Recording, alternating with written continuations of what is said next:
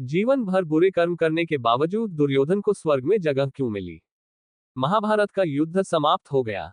युद्ध में सभी कौरव मारे गए थे। पांडवों ने भी कुछ समय तक शासन किया और हिमालय चले गए। एक एक करके सभी भाई वहीं गिर पड़े। अकेले युधिष्ठिर अपने एकमात्र साथी कुत्ते के साथ जीवित बच गए और स्वर्ग चले गए। कहते हैं कि युधिष्ठिर जीवित ही स्वर्ग चले गए। वहां उन्होंने स्वर्ग और नर्क दोनों देखे।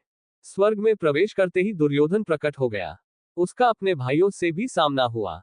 भीम, जो रास्ते में पड़ते हुए अन्य भाइयों से प्रश्न कर रहा था, यहां भी उत्सुक हो गया और पूछा, भाई, दुष्ट दुर्योधन जीवन भर अन्याय का पक्ष लेता रहा है।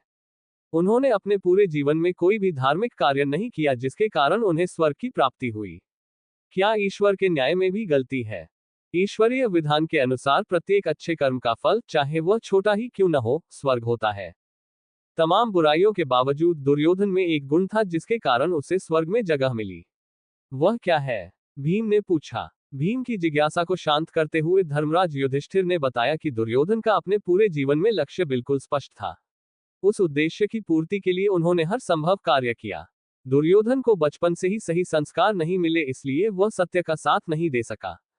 लेकिन रास्ते में चाहे कितनी भी बाधाएं क्यों न आए, दुर्योधन का अपने लक्ष्य पर डटे रहने का दृढ़ संकल्प ही उसकी अच्छाई साबित हुई। युधिष्ठिर ने कहा कि अपने उद्देश्य के प्रति समर्पित रहना मनुष्य का सबसे बड़ा गुण है। इस पुण्य के फलस्वरूप उनकी आत्मा को कुछ समय तक स्वर्ग का सुख भोगने का अवसर प्राप्त हुआ। युधिष्ठिर की बात सुनकर भीम की जिज्ञासा शांत हो गई और दुर्योधन तथा पांडवों ने फिर कुछ समय साथ बिताया।